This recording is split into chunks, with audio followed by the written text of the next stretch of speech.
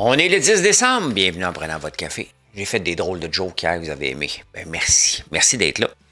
Je vais vous parler de Stephen Guilbeault. Il est peut-être plus député libéral au moment où je vous parle. Jean Chrétien qui refuse de témoigner. Combien vous fait gagner l'intelligence artificielle par jour? Rogers se lance dans les téléphones satellites. Et ça, c'est intéressant, parce qu'à Laval, il y a quelque chose d'intéressant qui se passe.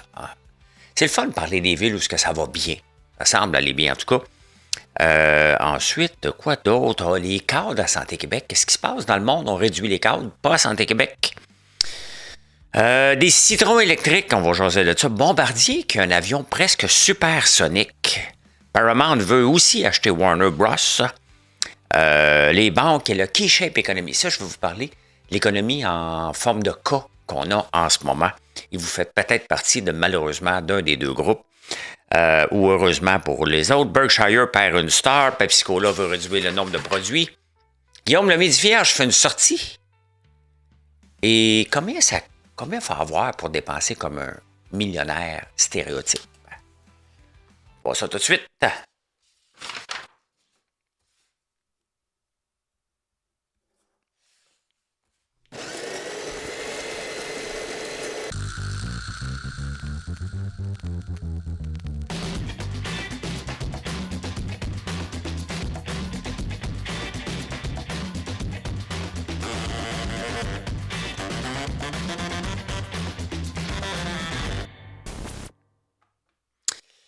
Ben, merci d'être là. Merci d'être là. Si vous n'êtes pas abonné, merci de le faire. C'est le moment où je vous quête un like, un abonnement de plus sur YouTube. C'est gentil de le faire. Ça fait une grosse différence et c'est comme ma paye. Je regarde ça chaque jour. Combien j'ai de nouveaux abonnés? Ce que j'en perds, ce que j'en gagne. Des fois, j'en perds, des fois, j'en gagne. J'ai toujours à peu près mon 2500 personnes qui m'écoutent. Pas toujours les mêmes à chaque jour, mais c'est à peu près... Mes codes d'écoute, c'est à peu près ça. J'aurais aimé ça un jour monter à 5000, mais je pense que c'est pas possible. C'est beaucoup demandé avec la longueur du show que je fais et le choix que je fais. Mais c'est comme ça. C'est pour ça que je mets des chapitres en dessous. Ce show-là me permet d'être à jour. J'aime ça être à jour dans l'actualité. J'aime ça faire le tour des actualités et j'aime ça être prêt pour débattre en tout temps. J'ai une opinion sur tout. Sur tout, on dit. Ben oui, mais c'est parce que je la maintiens. Je la travaille, ça. Et voilà. Beaucoup d'articles dans les journaux sur le recul environnemental du gouvernement Carney. Et dans la même optique, Stephen Guilbeault qui fait une sortie en règle contre le gouvernement libéral et ce qui se passe en Alberta. T'sais, Stephen Guilbeault, peut-être qu'au moment où vous l'écoutez, il fait plus partie du caucus libéral, il n'a plus sa place. Stephen Guilbeault est venu en politique pour essayer de changer par l'intérieur, un peu comme Marc Bellemare avait essayé. Ça n'a pas marché.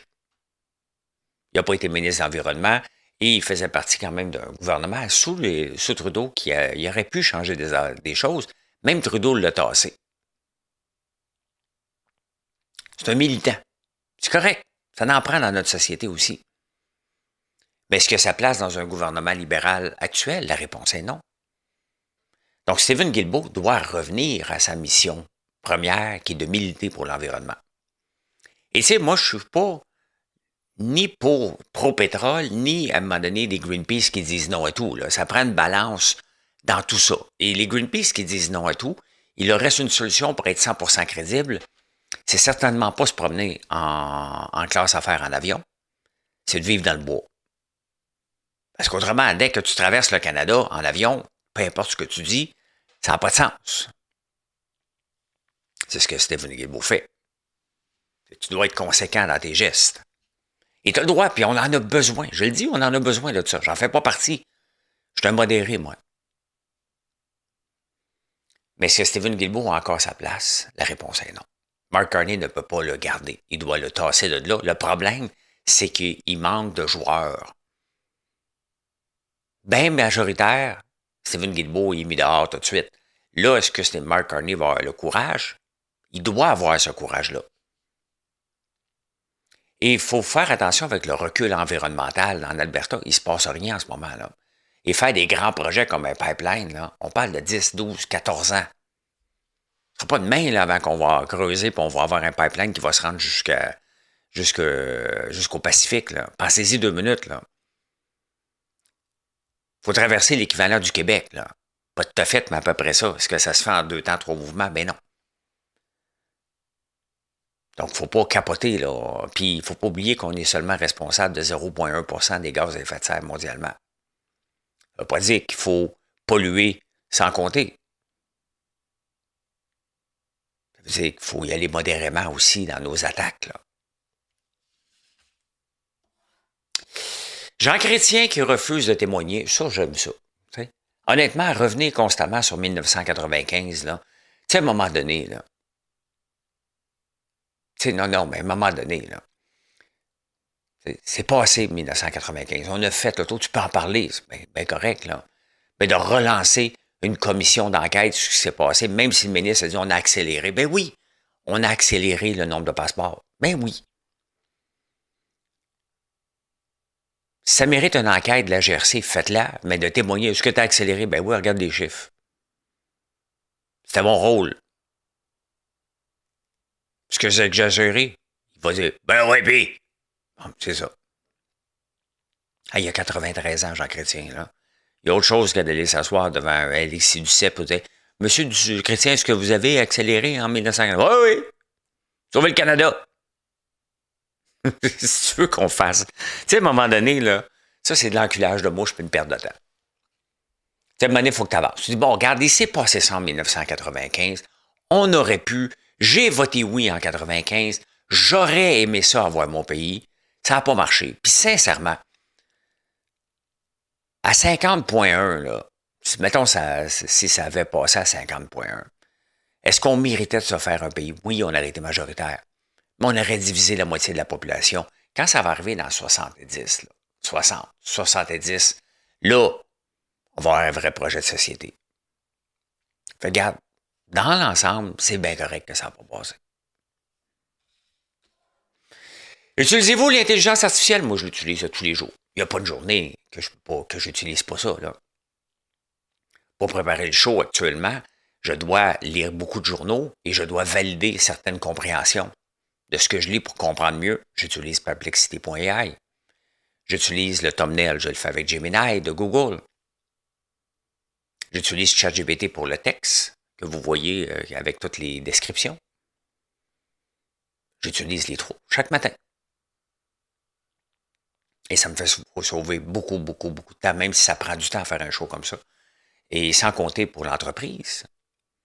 Toutes les recettes qu'on fait pour les formater selon Google, on utilise l'intelligence artificielle. Ça ne m'a pas fait seulement gagner du temps. En productivité, ça m'a fait gagner beaucoup de notoriété mondialement. Ça a l'air de rien, mais cette année, on est rendu, je regardais hier justement, là, 233 millième site au monde. 8900e site au Canada. Parti loin, il y a 7 ans, on n'existait pas. Là. Si vous n'utilisez pas l'intelligence artificielle et vous êtes travailleur, peut-être que vous êtes à risque pour votre emploi, puis vous ne le savez pas encore. Hey, ça, c'est intéressant. En l'an 2000, il y avait la folie Internet, mais il y avait aussi la folie des téléphones cellulaires. Et une des choses, puisque bâtir un réseau cellulaire est très coûteux, il y avait la compagnie, je pense que c'est Iridium ou quelque chose comme ça. Je sais peut-être qu'elle existe encore sous un autre nom ou elle appartient à quelqu'un d'autre, qui offrait le téléphone par satellite. Et les ultra riches avaient ça. Je rêvais un jour d'être riche pour avoir mon téléphone par satellite et être disponible partout. Il y a Starlink qui veut offrir ça bientôt. Il y a Rogers qui vient de lancer son service pour certains services par le satellite. Tu sais, fait que, regardez, un peu comme la reconnaissance de la parole que je faisais en l'an 2000, on est en 2025, ça commence à être de plus en plus utilisé maintenant, de façon naturelle grâce à l'intelligence artificielle. Parce qu'il y avait un gap avec la reconnaissance de la parole. Il reconnaissait les mots, mais il n'était pas capable de les mettre en contexte, ce que l'intelligence artificielle est capable de faire maintenant. Le téléphone satellite, on commence. Donc, d'ici probablement 5 ans, entre 5 et 10 ans, les téléphones, on va probablement être toutes, peut-être pas toutes, là, mais ça va être la norme. Ça ne sera pas surprenant. n'y aura plus de roaming. On se promène dans le monde, puis on a du cellulaire partout. Ça va être intéressant. Très intéressant. Donc, Rogers vient d'offrir ça. Je ne sais pas quel service on a, mais quand même. Hein? Ce qui fait tilter Donald Trump beaucoup, c'est les surplus que les pays ont envers les États-Unis, dont le Canada. Le Canada fait partie. On a un surplus avec les États-Unis. Et c'est normal parce que... Un peu, je cherche. Voilà. Ça, c'est le graphique de China's trade surplus climb past 1 trillion for first time. Le surplus de la Chine va bien. Malgré toutes les barrières qu'on a mis, il exporte beaucoup. Tu sais, si on regarde l'évolution de la Chine, là, mettons en 2005, là, il y a 20 ans, de la guenille, du chipo. Bon, il y a encore ça. Mais, regardez, j'ai une machine que j'ai achetée, qui ne se fait pas ici, hein, pour centrifugeuse pour l'huile de tournesol qu'on fait. Ben, ça vient de la Chine. J'ai acheté là. Donc, il y a de l'argent canadien qui est parti là-bas pour acheter cette machine-là. J'aurais aimé ça l'acheter ici. Il n'y en a pas. Donc, la Chine offre tellement de services et de produits qu'on va les acheter là-bas. La qualité, là, ma centrifugeuse, c'est rien de cheapo, là.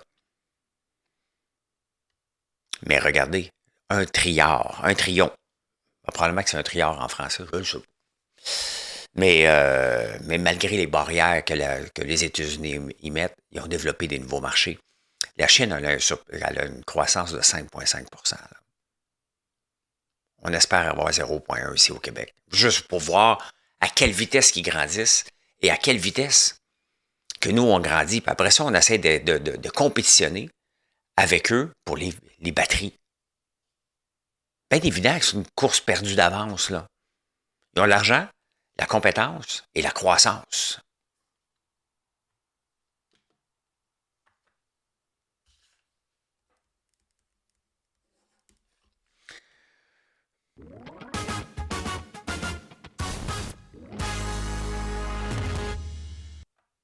Un jour, je vais être riche puis ils vont m'acheter un nouvel ordinateur. Ça passe vite, hein? Cet ordi-là a peut-être 2 ans et demi, 2 ans, pas plus que ça. Et il est rendu très, très slow. Je fais toujours mes mises à jour et l'obsolescence, hein? En tout cas, le vieillissement prématuré des ordi avec les mises à jour qu'on fait que un moment donné, il est slow. Donc, il n'y a rien à faire. Il est slow, mon ordi. Quand ça va bien, il faut le dire aussi. À Laval, est-ce qu'on entend parler souvent du maire de Laval? Puis à Laval, non. Quand on ne parle pas de quelque chose, c'est parce que ça va bien. Est-ce que Longueuil, on en parle à tous les jours? Non. Est-ce que Soraya, on en parle à tous les jours, notre nouvelle mairesse à Montréal? Non. Une nouvelle, je comprends. On parlait de Valérie Plante tout le temps. Tout le temps. Il y a toujours quelque chose de, mais voyons, quand elle fait ça? Mais voyons, c'est bizarre. C'est ta priorité, ça? À Laval, le maire Boyer a décidé d'installer des panneaux intelligents à Laval. Bon, le mot intelligent, il faut faire attention. Notre téléphone n'est pas intelligent. Okay, il y a des fonctionnalités. Là, il y a des panneaux fonctionnels. Au lieu d'appeler ça intelligent, appelez ça fonctionnel, parce que ça m'énerve un peu, là. Ils sont contrôlés à distance. Donc, tu peux contrôler pour dire déneigement. Parce que quand on déneige les rues, il faut que quelqu'un passe avec une petite pancarte puis l'indiquer. Ça prend du temps, ça prend des employés. À Laval, ils ont mis 36 millions. Ils ont fait des panneaux. Contrôler d'une centrale. Bon, on va déneiger sur ta rue là. Parfait, les panneaux vont l'indiquer de quelle heure à quelle heure. Ça, c'est une genre d'innovation qui permet d'être plus efficace pour les citoyens et qui permet de couper des jobs. Je me demande si à Montréal, c'est possible d'installer ça, considérant que les conventions collectives empêchent toute modernisation.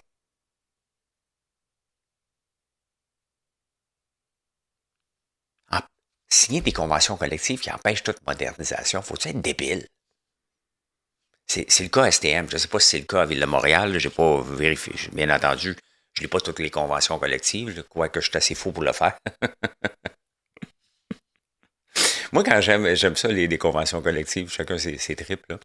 Moi, c'est pour voir qu'est-ce que la partie patronale a mis là-dedans en toute connaissance de cause. T'sais? Et comment les syndicats ont eu le culot de demander ça, puis ils l'ont eu. C'est ça qui est. C'est ça qui est mon trip. Chacun ses trips. Je lis pas de livres, je lis des conventions collectives. Faut même me trouver bizarre. Faites-vous en pas pour me trouver bizarre en passant. Des fois, c'est normal. Ma blonde puis mes fils me trouvent bizarre. Fait que j'accepte le verdict. J'avais parlé des baisses de prix des maisons un peu partout au Canada, mais à Montréal, les chiffres viennent de sortir. Ici aussi, ça vient de baisser, mais à un moment donné. Moi, je suis transparent avec vous, vous le savez, j'en ai parlé régulièrement. Ma maison ici, elle avait une valeur en 2016 de 1,9 million. Elle a maintenant une valeur foncière de 4,2. J'ai mis des rénaux, bien évidemment, mais ça a monté aussi naturellement. Donc, ça a plus que doublé. Est-ce que c'est normal? Réponse est non. Bien content pour un jour si je la vends. Je n'ai pas l'intention de la vendre du tout. Donc, à part payer des taxes, puis dire que j'ai une maison qui vaut tant, sur papier, elle vaut-tu plus en la revendant? Je ne sais pas. Mais là, ça a baissé de 25 000. La valeur moyenne des maisons à Montréal est passée de 800 à 776. C'est normal. C'est normal. Est-ce que c'est bon signe? C'est signe que les gens ne viennent pas à Montréal. L'engouement pour Montréal est passé. On l'a tué, cet engouement-là. Les familles ne viennent pas ici. Pas intéressant. Montréal n'est pas intéressante. C'est ça qu'il faut retenir. Moins intéressante qu'avant. Les gens aiment mieux aller ailleurs.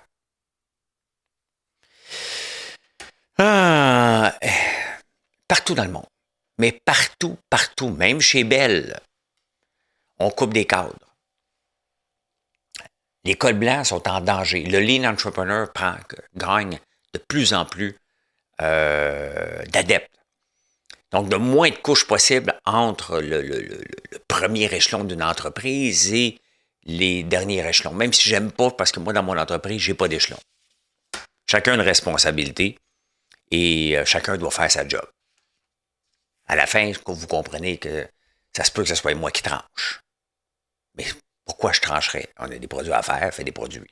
On a des commandes à faire, livre des produits, livre des commandes.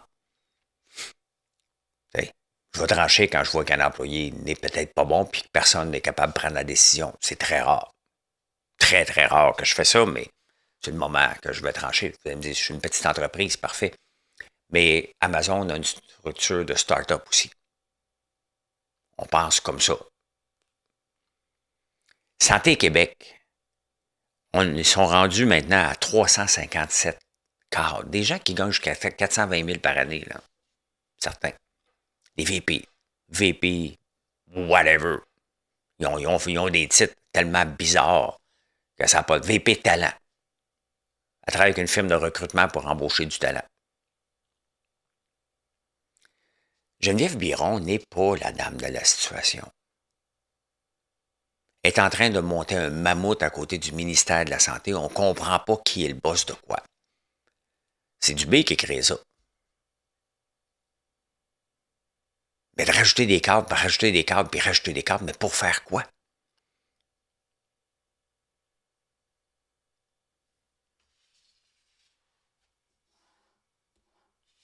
Ça va mal finir, cette histoire-là. Ce que j'aime de Santé Québec, c'est un seul employeur. Ça fait longtemps qu'on aurait dû le faire. On aurait-tu pu le faire à travers le ministère de la Santé? Je pense que oui. Quand j'étais jeune, ceux qui avaient des Renault 5, des Renault Point, même mon oncle, à un moment donné, il avait fait les journaux avec ce Renault K, je pense, je me souviens pas, là. Une Renault, un Citron Royal. Pas faite pour nos hivers, pas faite pour ici, pantoute. Et Renault, éventuellement, s'est retiré. Il y avait aussi Ford Pinto, la Pacer, toutes des...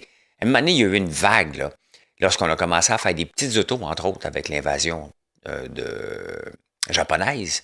Il y a eu une vague de citrons, puis même avant, il y a toujours... Mais là, ce sont des citrons électriques.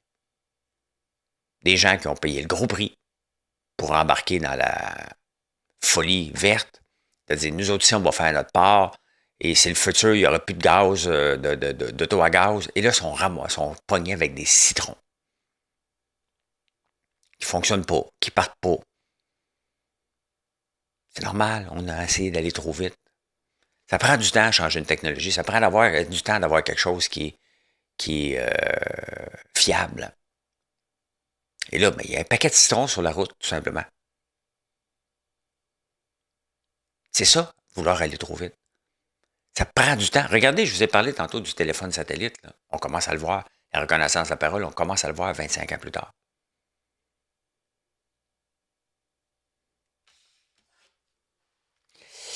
C'est ça.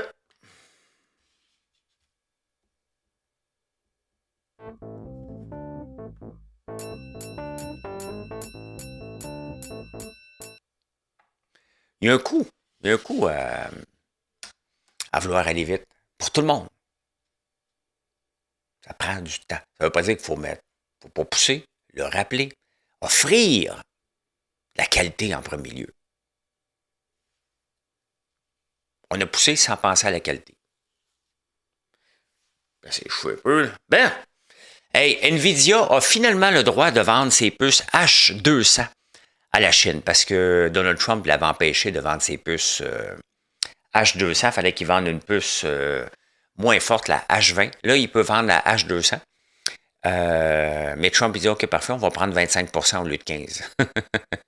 Donc, à chaque fois qu'il vend une puce, les États-Unis ramassent 25% dessus. C'est complètement débile. Mais Nvidia est obligé de jouer le jeu. Donc, si on regarde sur un mois, Nvidia, ben, ça baisse un peu. Pourquoi ça baisse un peu? Ça baisse. Ouais, ça baisse. Ça monte, ça baisse.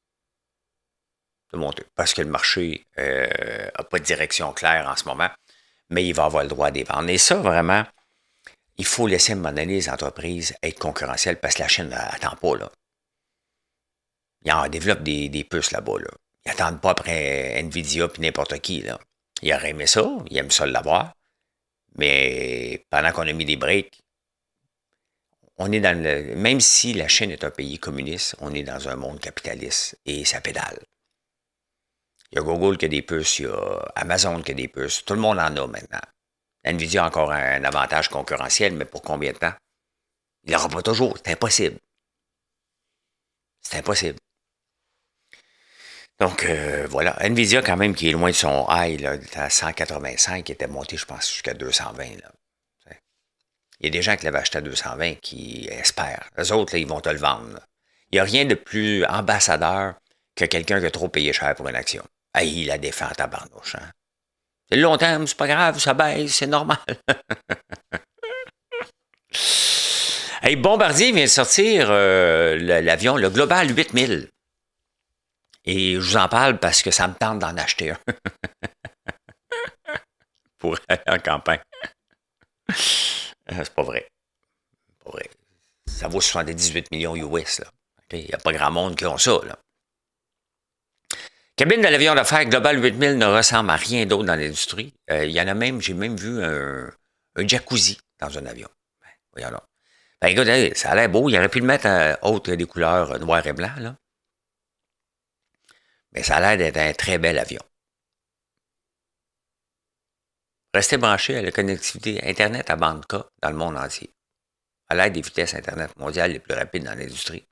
Je ne sais pas c'est quoi la bande K, ça doit être satellite. Divertissement, écoute, on parle d'un avion qui est presque supersonique. Honnêtement, ça donne le goût d'être riche.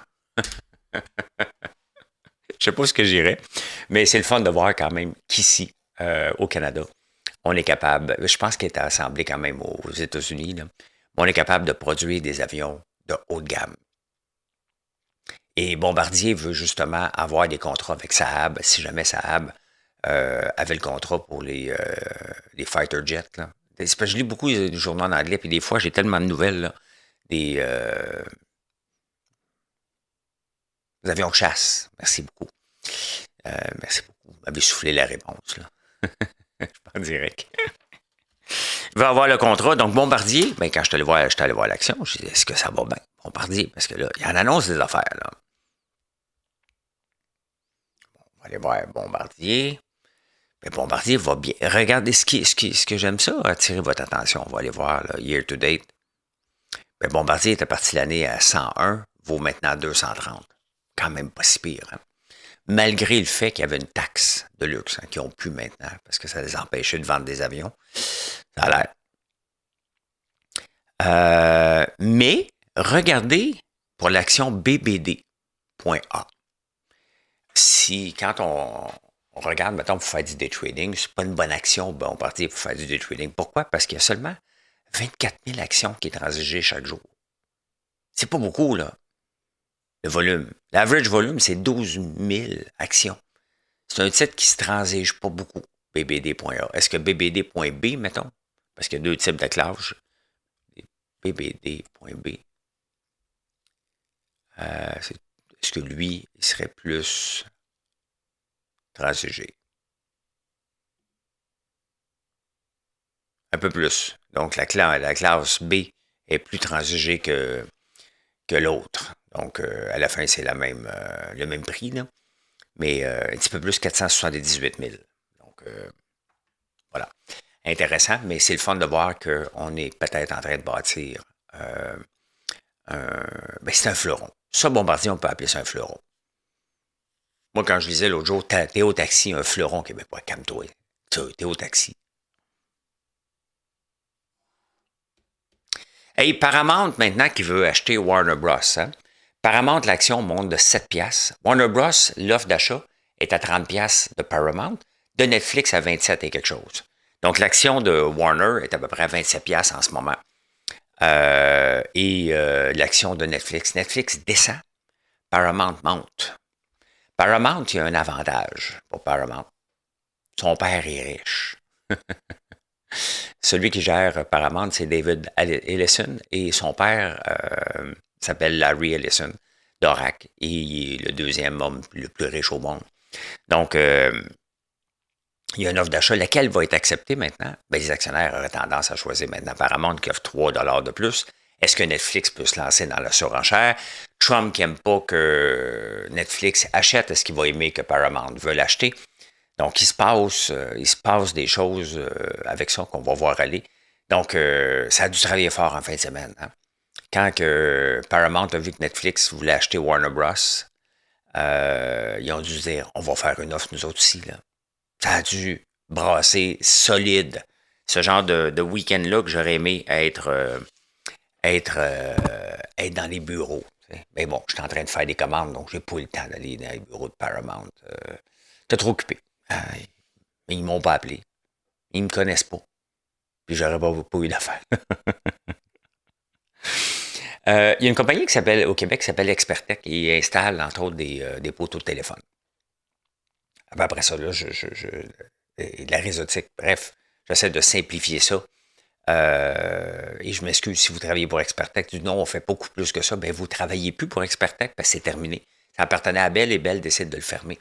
De fermer l'entreprise, de rapatrier des gens chez Bell Canada et de congédier des gens aussi parce qu'ils ont un surplus de gens de ce côté-là. C'est quand même un peu spécial qu'on dise qu'il y a un surplus. Non, je me trompe avec Hydro-Québec, parce que le réseau d'Hydro-Québec en arrache beaucoup, malgré qu'ils ont embauché beaucoup. Mais chez Bell, on dit, ben, regarde, on est là, on n'a pas moins d'installations, on a moins d'installations à faire, donc ça ne fait pas de sens. Bien entendu, le syndicat dit, ouais, mais qu'est-ce qu'on fait des employés? Il faut les garder, ces employés-là. C'est inacceptable que Bell coupe. Bell est une entreprise privée. Oui, une ancienne société d'État, mais en même temps, il doit être là pour ses actionnaires et de maintenir des emplois pour rien ne sert à rien. C'est ni bon pour la culture d'entreprise, c'est ni bon pour la productivité du Canada, ça ne sert à rien. Bell va payer ce qu'il a payé pour ces gens-là. C'est quand même un bon citoyen corporatif. Mais le syndicat, il dit, ouais, mais il faut les garder. Vous voyez comment les syndicats, maintenant, il n'y a plus de job. Ils n'en font plus. Il y a moins de staff, puis ils ont décidé de fermer l'entreprise. C'est leur droit. Pourquoi garder des employés à rien faire?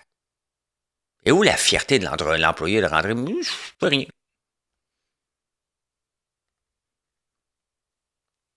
J'écoutais, je lisais dans les journaux, je me souviens pas où. Quelqu'un qui parlait chez Alcan, à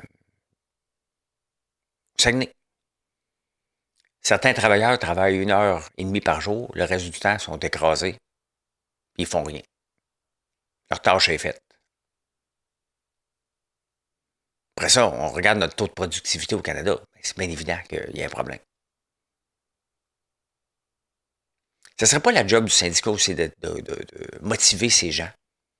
Écoutez, les boys, il faudrait en donner un petit peu plus. Là. C'est pas bon pour nous autres.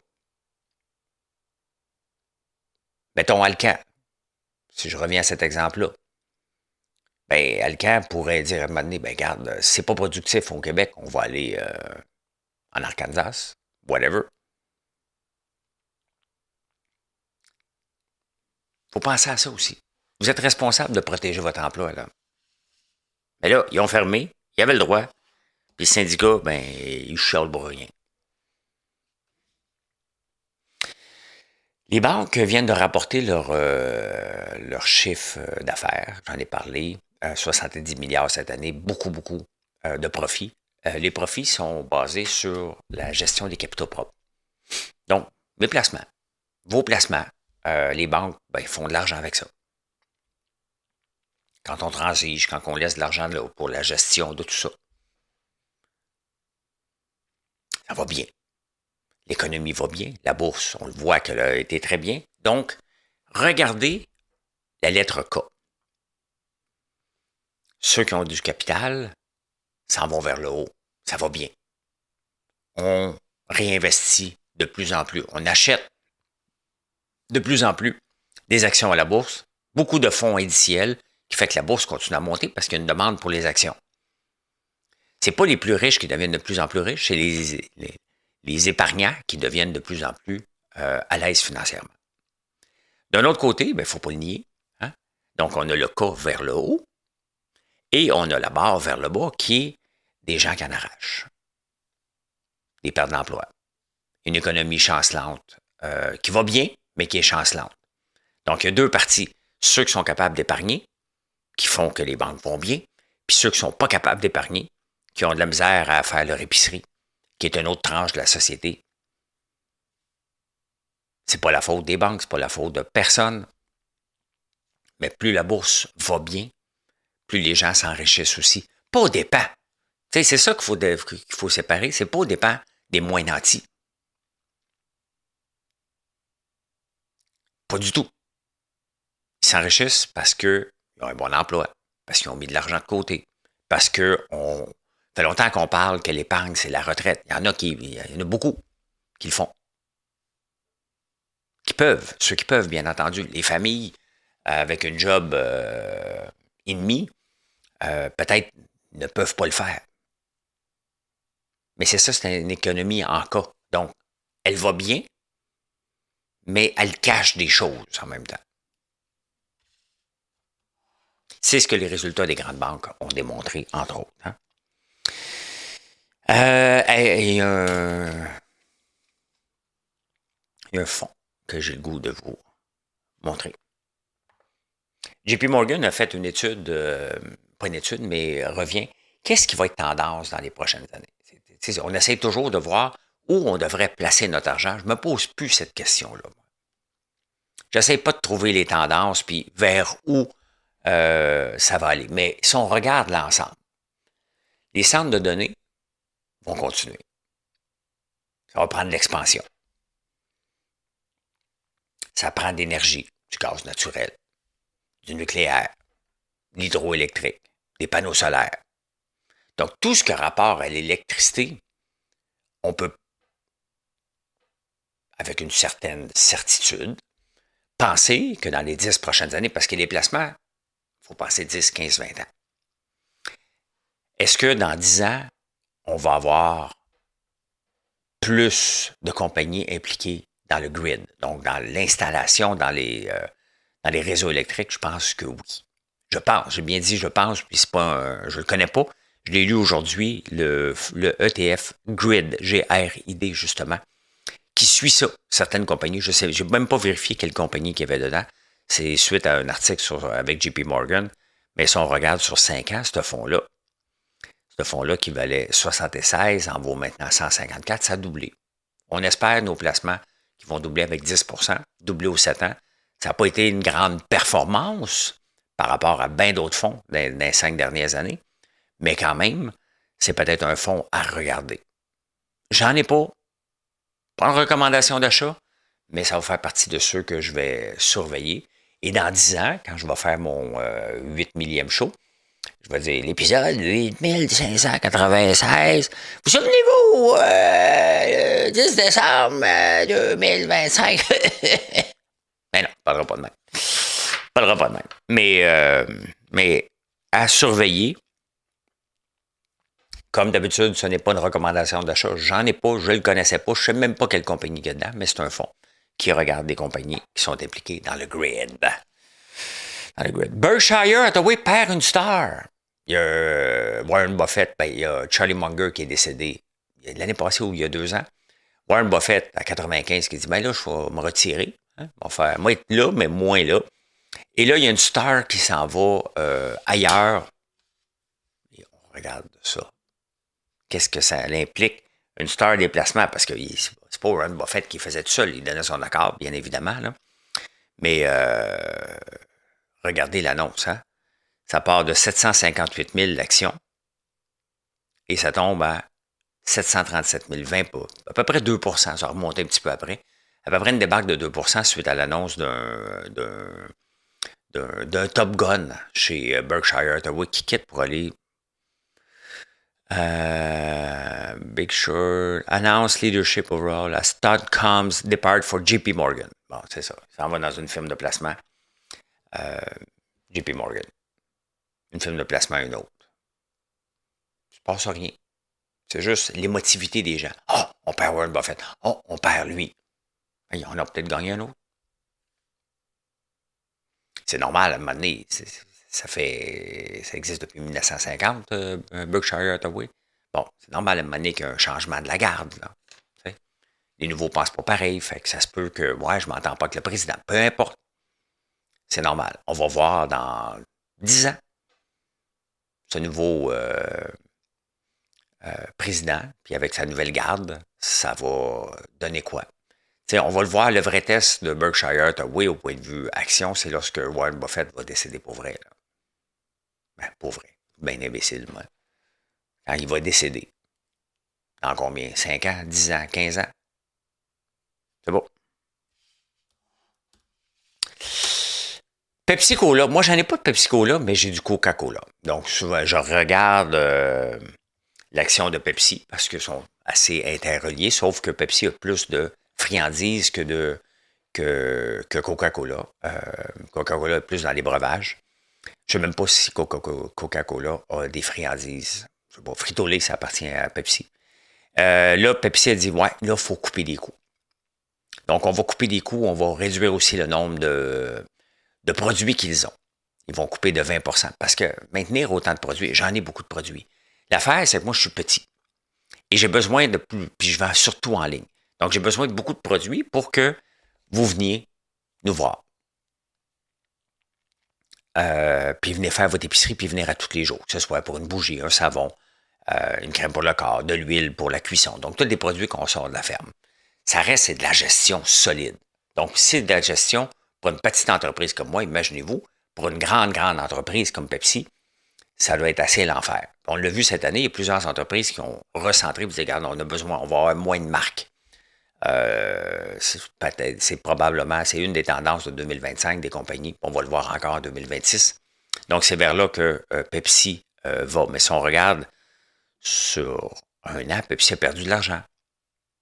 Et si je regarde, ben pas perdu, mais les actionnaires n'ont pas eu le même rendement. On parle de, l'action est à 153, ça en vaut 146. Et si je regarde mon Coca-Cola, ben, ça n'a pas été vargeux non plus, là. De 62 à 70, mais ça a monté d'un coup au mois de février. Et puis le mois de février, il ne se passe rien avec Coca-Cola. Rien. Donc presque un an, à part avoir eu les dividendes, on n'a pas eu de progression au point de vue de l'action. Ça veut dire qu'il ne se passe pas grand-chose d'intéressant dans ce domaine-là. Les gens disent, ouais, le prix, l'inflation, tu as réduit le gros. Donc, il y a beaucoup de questionnements qui fait que, oui, on l'aime, mais pas trop. On a des options. Parce que l'argent que tu vas faire pour acheter Coca-Cola ou un fonds indiciel basé sur le S&P 500, où tu mets ton argent en ce moment? Dans le fonds indiciel. Ça va, salut.